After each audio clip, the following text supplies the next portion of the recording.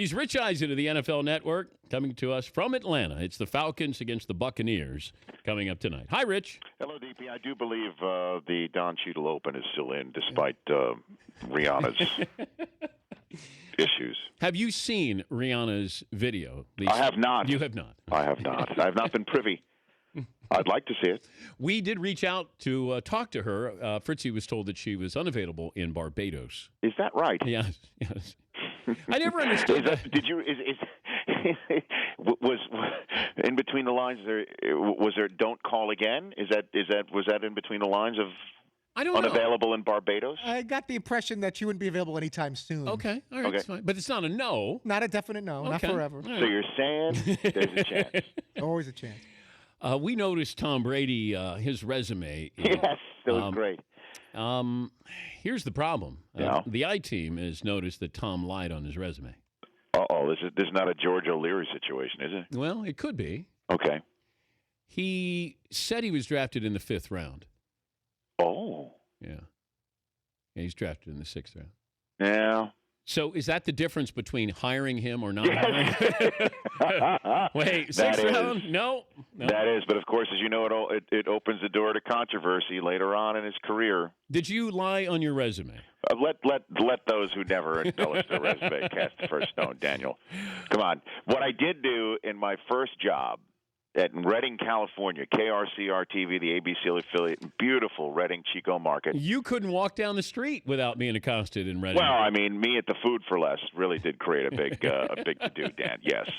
But when I was there, I did leave my resume in the copy machine and was found by the news director himself.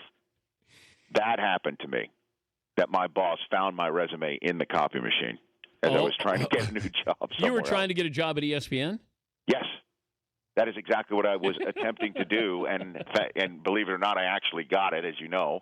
I came from Reading in 1996, but Did he say in late anything? 94, early 95, my resume was found in the copy machine by the news director. Did he say anything to you? Oh, he did not. He placed it on my desk with a Post-it note saying, "Found this." Good luck. But he definitely still needed somebody to do the 5 and the 11 that night, which I did. What's the market size for Redding, California? I believe it was 131 out of the 206 metered markets when I left. That's a big jump. Well, yeah. And That's then, of course, there were so many helpful people at ESPN when I arrived, Dan, to help me feel right at home. You can't see this, but I'm waving my hand as I was there too. I was sort of your Mr. Miyagi. I was, right? You did teach me a few tricks. You and KO were definitely presences, to say the least, and helping guide me do the right thing. Would we get hired today at ESPN? Great question. I would hope so. You don't think so? Well, come on. I don't think so. Why not? I don't know. I just don't think so. Listen, the show, sport. We all know SportsCenter is a completely different animal now. Yeah. For various reasons. I don't think I would. When we were doing SportsCenter, people had not seen the highlights on their phones yet. You know what I mean? So people were tuning in for the first time. How many people do you think tune in a show like SportsCenter having not seen a highlight yet, not seen anything of the game yet? I mean, that has to be less than. They must have this research at the mothership for sure. Yes, yeah. But maybe 2 in 10 viewers haven't seen a thing yet, that they're seeing something for the first time by turning on SportsCenter, whereas back when we did it, that was the majority. Well, now you have to treat the highlights differently because you assume that your audience has seen it, but how you present it is going to be the key. Back when we were doing SportsCenter, we could just show you the highlights, add a little flavor to it, and that would be enough. Now I believe it's tougher to do it because you've seen it, you know all this information, and it puts a little bit more pressure on the anchor to come up with a different way to present it. Yeah, and also the PA cutting it, it's always got to be why something happened, not what happened. It used to just be what happened, and we're telling you the story, including this, which was my favorite part of the job, the on-camera lead-in, setting the table. And then a few years into it, I'm setting the table, trying to create some suspense for the highlight that's about to follow, and the final score scrolls by in the newly created bottom line. Yeah. And I went in. I went into 2149 at the time, and I said, "Can we do something to at least sync up the bottom line so as not to completely, undercut what I'm trying to do?" The answer was no.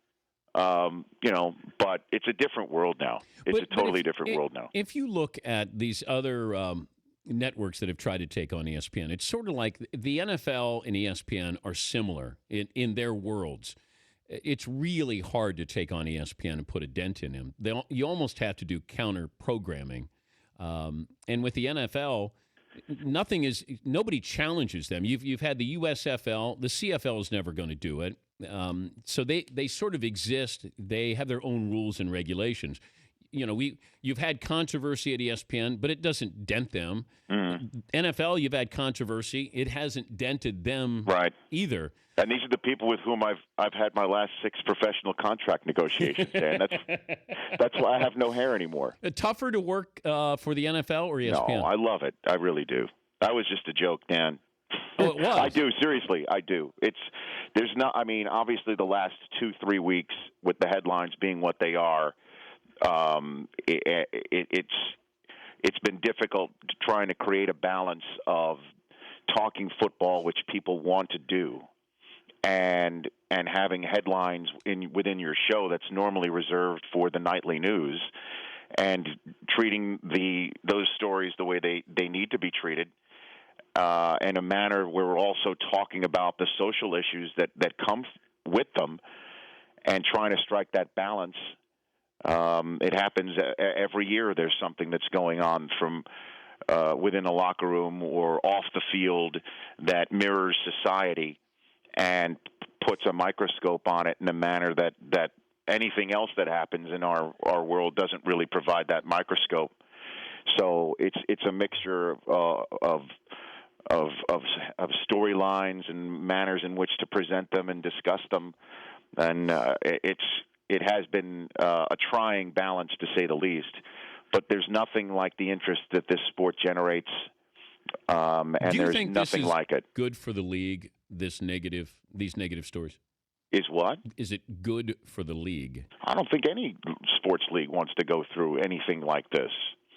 I mean, and it's a glass house for every sports league. Well, I was reading the Donald Sterling situation in the NBA, brutal.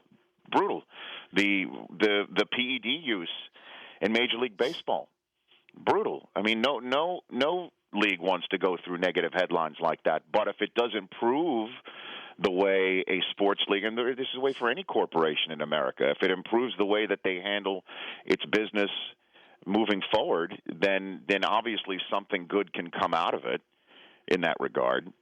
But obviously, the NFL would. I think I could speak easily for anybody involved in the NFL. They don't want to have anything to do with this or anything. Yeah, but like people this talk happen. about though, any publicity is good publicity, and I said whoever says that has never been at the the end of negative publicity. Never on the business end. No. But the NFL. I was reading in the Daily News that a network executive said, "Oh, this raises the NFL's Q rating or awareness," and I go, "Do you really think women and children are going to go, man?" They employ guys who beat their children and beat their wives. I can't wait to watch. What's the next game? The optics are brutal in that regard, Dan. And obviously the NFL is just, it's such a popular sport. Fans love watching it. And any reason that might be given to a fan to turn it off is just it's not what any sports league wants. So, no, I would definitely beg to differ with that philosophy. Before I let you go, yes. But hey, tonight the Falcons and the Buccaneers. Oh, that's right. Yeah, and on NFL Network and CBS, which is America's most watched network. Which one should I watch? Oh, it doesn't matter. It's all one happy family. Oh, it is. Yeah. Okay. All right. Sure. We'll be on NFL Network from 6 to 7:30, and then on CBS we'll be on from 7:30 to 8.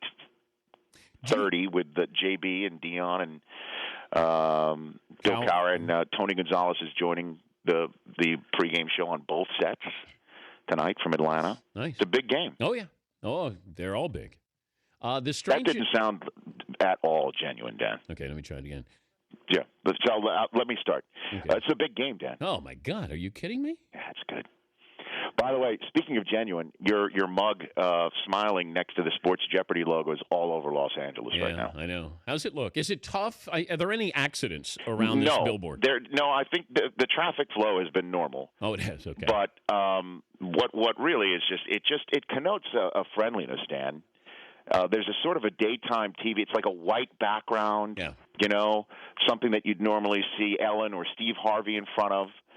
It's a whole new DP that I'm seeing. How are the eyes, though? Oh, dreamy. Penetrating? Yes. Yeah, that's what I thought. Yes. To answer simply, yes. But I'm seeing that all over town. It looks genuine. It looks like you're happy. It looks like you're giving away cash and prizes, and you're happy to do so. You're making people's days, essentially. Thank you, Rich. You're welcome. We'll be watching tonight. All right, very good. Thank you, Rich. All right. Okay, that's Rich Eisen, NFL Game Day Morning and the Rich Eisen Podcast on NFL Network.